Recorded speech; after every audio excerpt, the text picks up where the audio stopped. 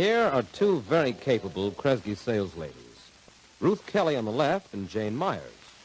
They're friendly, helpful, and their sales records show they're good.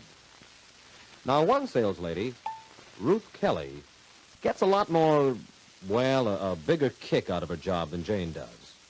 And one of the main reasons for it is that Ruth buys for her own counter, orders what she needs to keep her merchandise assortment right up to snuff.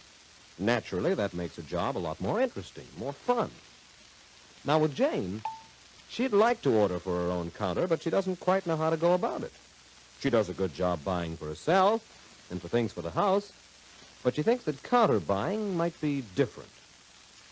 Now, what Jane doesn't realize is that buying for a Kresge counter is just as easy and just as exciting as buying new things for use at home.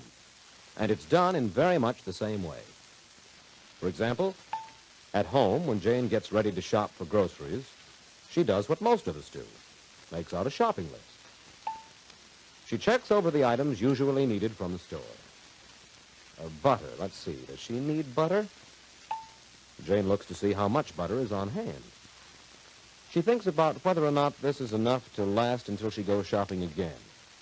Usually, she needs about a pound a week. Now, here's less than half a pound. Better get a pound of butter. Now, what about eggs? 3, and the farmer brings a dozen on Saturday. That's 15. Will that be enough?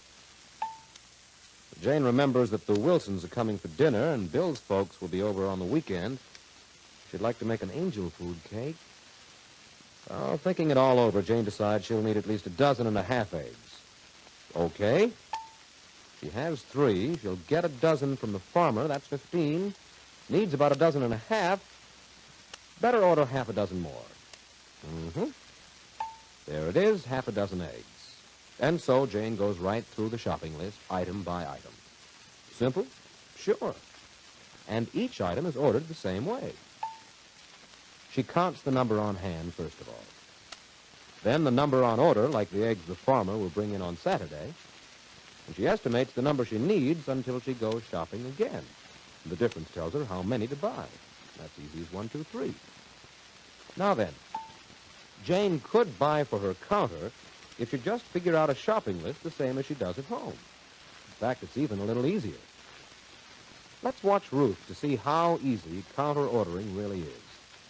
In the first place, every Kresge buyer has a catalog to buy from called the list book.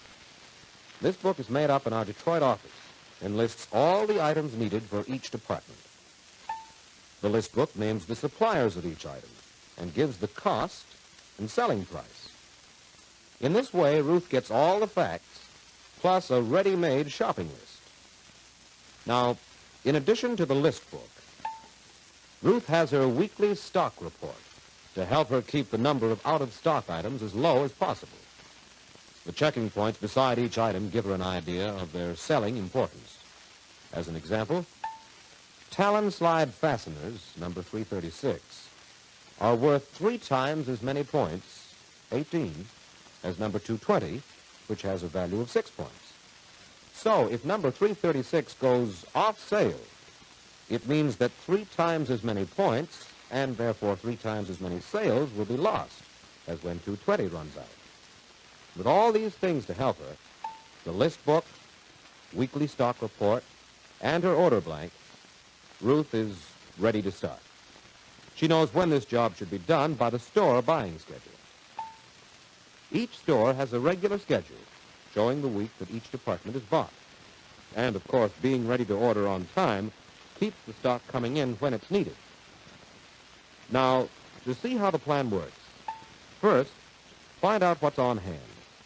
Just like at home, this has to be done item by item. Ruth needs to know just how many or how much of each item she has in the store. The order blank helps with this job. The first column says C. This means how many of each item are on the counter. Now, on the counter really includes all the items of each stock number that are in the store outside the stockroom.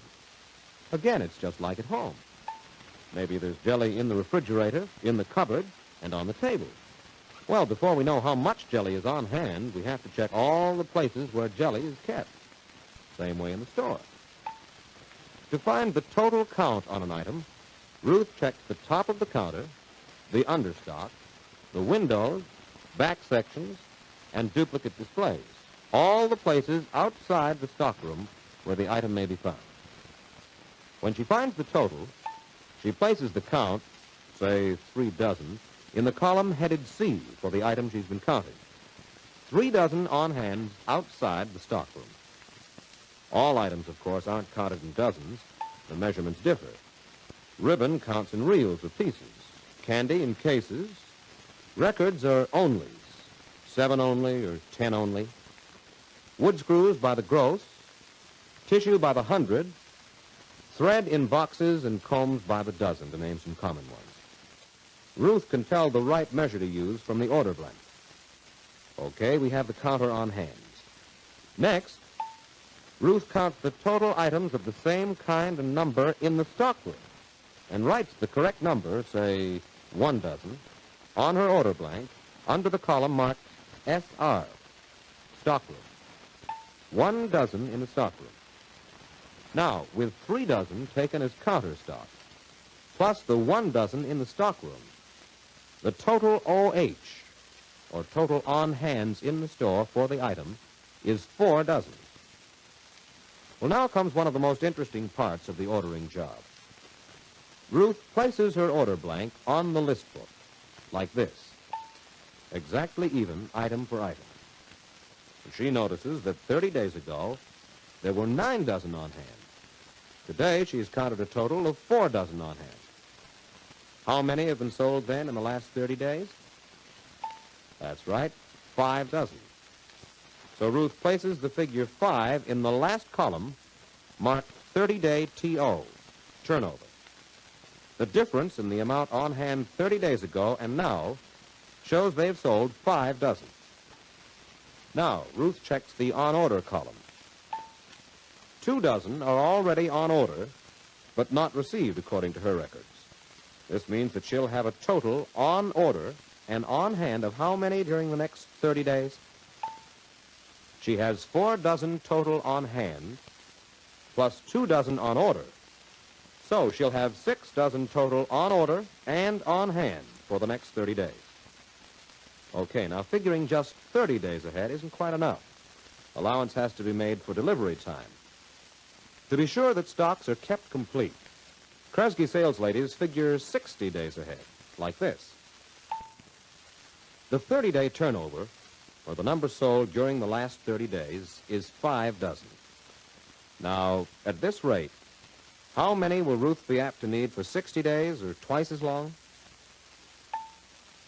2 times 5, or 10 dozen she'll need for the next 60 days.